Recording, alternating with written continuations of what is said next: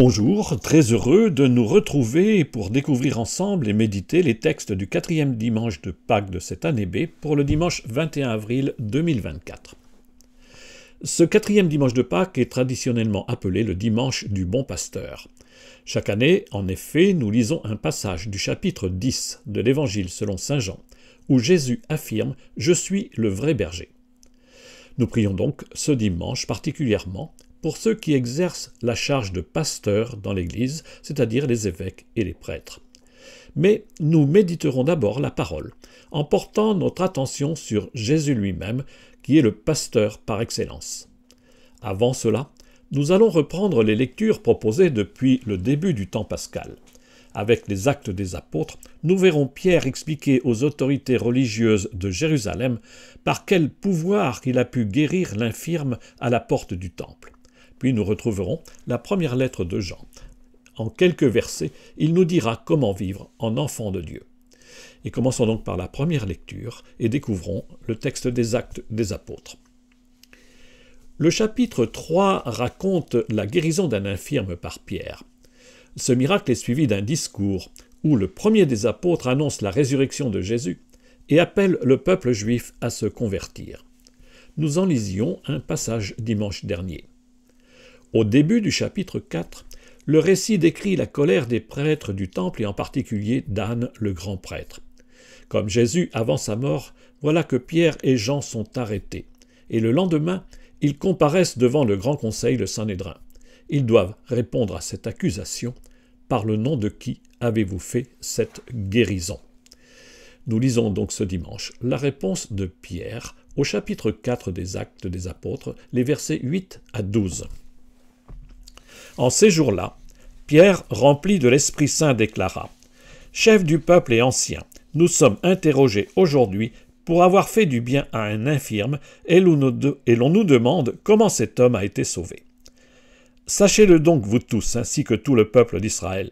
C'est par le nom de Jésus le Nazaréen, lui que vous avez crucifié, mais que Dieu a ressuscité d'entre les morts, c'est par lui que cet homme se trouve là devant vous, bien portant.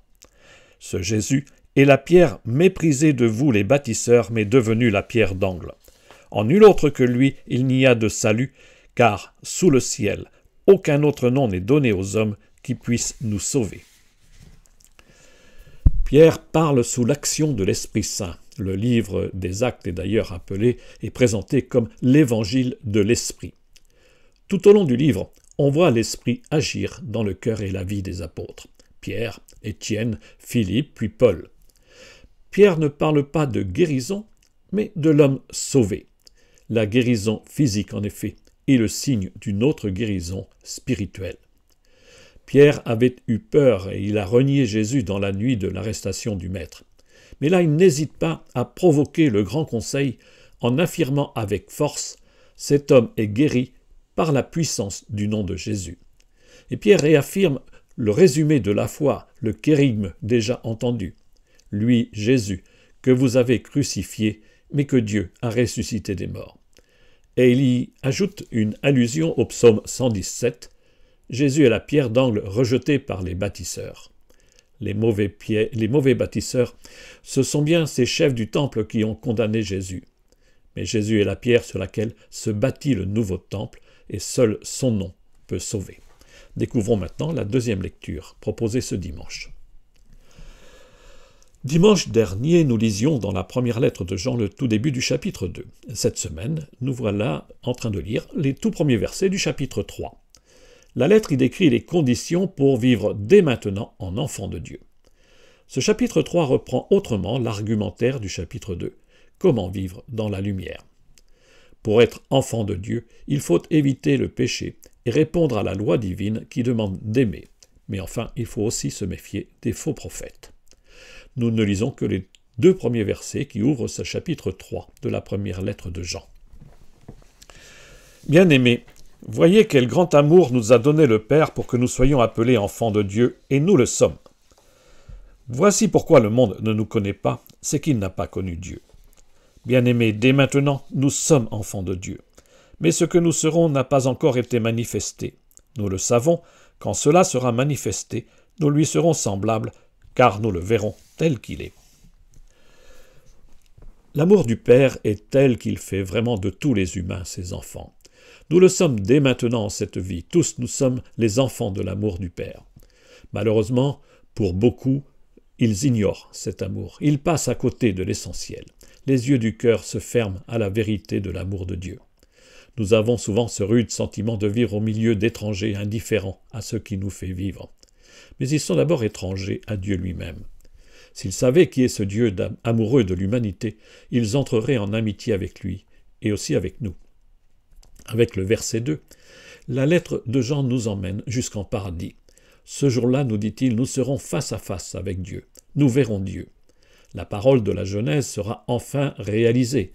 Faisons l'homme à notre image, selon notre ressemblance. C'est au chapitre 1, verset 26 de la Genèse. Voilà la promesse divine dont le visage du Christ nous dit l'essentiel. Nous serons enfin comme Dieu. Telle est l'espérance chrétienne ouverte par le passage de Jésus en notre vie. Et nous allons maintenant nous mettre à l'écoute de l'évangile proposé ce dimanche. Dans le chapitre 9 de l'évangile de Jean, Jésus guérit l'aveugle-né et il se révèle être la lumière du monde. Au chapitre 11, le Seigneur fait surgir Lazare de son tombeau et il se manifeste là comme la résurrection et la vie. Entre les deux, le chapitre 10 se présente comme un long discours de Jésus. Mais un point est commun à toutes ces pages, l'expression « je suis ». Je suis la lumière du monde au chapitre 9. Moi je suis la résurrection et la vie au chapitre 11. Et dans ce chapitre 10, moi je suis la porte des brebis. Ou encore, moi je suis le bon pasteur, le vrai berger qui donne sa vie pour ses brebis. Rappelons-nous, je suis. Cette expression évoque le nom de Dieu révélé à Moïse. Yahvé, c'est je suis. Jésus ouvre la porte pour sortir, faire sortir. C'est donc la porte qui libère les prisonniers du mal et les fait paître dans des prés d'herbes fraîches, comme le dit le psaume 22. Et la porte qui s'ouvre pour faire entrer dans la maison de vie. Associée à la parabole de la porte, l'image du bon pasteur nous invite à contempler en Jésus celui qui est venu pour nourrir ses brebis, pour en prendre soin, à l'opposé des faux bergers qui se sucrent sur le dos des brebis mais les laissent s'égarer. Jésus nous dit « Je suis venu pour que les brebis aient la vie en abondance ». C'est au verset 10 de ce chapitre 10. Dans ce chapitre 10 de Jean, nous ne lisons qu'un bref extrait, les versets 11 à 18. En ce temps-là, Jésus déclara « Moi je suis le bon pasteur, le vrai berger, qui donne sa vie pour ses brebis. Le berger mercenaire n'est pas le pasteur, les brebis ne sont pas à lui. S'il voit venir le loup, il abandonne les brebis et s'enfuit. Le loup s'en empare et les disperse. Ce berger n'est qu'un mercenaire, et les brebis ne comptent pas vraiment pour lui. Moi, je suis le bon pasteur. Je connais mes brebis, et mes brebis me connaissent, comme le Père me connaît et que je connais le Père, et je donne ma vie pour mes brebis. J'ai encore d'autres brebis qui ne sont pas de cet enclos. Celles-là aussi, il faut que je les conduise. Elles écouteront ma voix. Il y aura un seul troupeau et un seul pasteur. Voilà pourquoi le Père m'aime, parce que je donne ma vie pour la recevoir de nouveau. Nul ne peut me l'enlever, je la donne de moi-même. J'ai le pouvoir de la donner, j'ai aussi le pouvoir de la recevoir de nouveau. Voilà le commandement que j'ai reçu de mon Père. En affirmant qu'il est le seul et vrai berger, Jésus commence par dénoncer les faux bergers. Au lieu de faire paître le troupeau, c'est sur lui qu'ils se nourrissent eux-mêmes. Le bon pasteur, lui, se reconnaît ainsi. Il connaît ses brebis et il donne sa vie pour elles. Laissons-nous porter par ce message. Dieu nous connaît. Dans le livre d'Isaïe, le prophète s'entend dire « Ne crains pas, je t'ai appelé par ton nom » chapitre 43, verset 1. Nous sommes inscrits chacun dans le cœur de Dieu. Le vrai berger ne pense pas d'abord à son confort personnel. Il n'hésite pas à mettre ses jours en danger pour le bien et le salut de tous. Les mauvais pasteurs se préoccupent de leur propre vie, non de celles qui lui sont confiées. Être jusqu'au bout le bon berger, c'est le seul motif de la mort de Jésus sur la croix. Il a librement choisi de donner sa vie pour nous ouvrir les portes de la vie éternelle. Ce choix du Fils est déterminé par la relation entre lui et son Père. C'est par l'unique volonté de Dieu, Père et Fils, que nous sommes sauvés. Comme l'a déjà dit la deuxième lecture, nous sommes bien les enfants de Dieu. Nous le sommes de naissance, car Dieu aime tout être humain. Mais nous le sommes de renaissance par notre baptême. Méditons encore cette parole de Jésus. J'ai encore d'autres brebis qui ne sont pas de cet enclos. Elle affirme clairement que le salut n'est pas réservé au seul peuple juif. Les païens aussi sont destinés au même salut. La volonté de Dieu affirmée ici par le Fils, c'est bien de rassembler toute l'humanité en un seul troupeau. À la suite du Christ, la mission de pasteur dans l'Église, c'est d'annoncer la joie de l'Évangile à tous. La volonté du Seigneur, c'est de rassembler toute l'humanité en un seul peuple. Pour annoncer l'Évangile, pour rassembler les brebis dans le même pré d'herbes fraîches, pour nourrir ce peuple aujourd'hui, toute l'Église est envoyée en mission. Mais au sein de ce peuple, certains sont particulièrement chargés d'en être les pasteurs. Par leur ordination, les prêtres et les évêques sont les pasteurs chargés de nourrir son peuple au nom de l'unique pasteur, le Christ.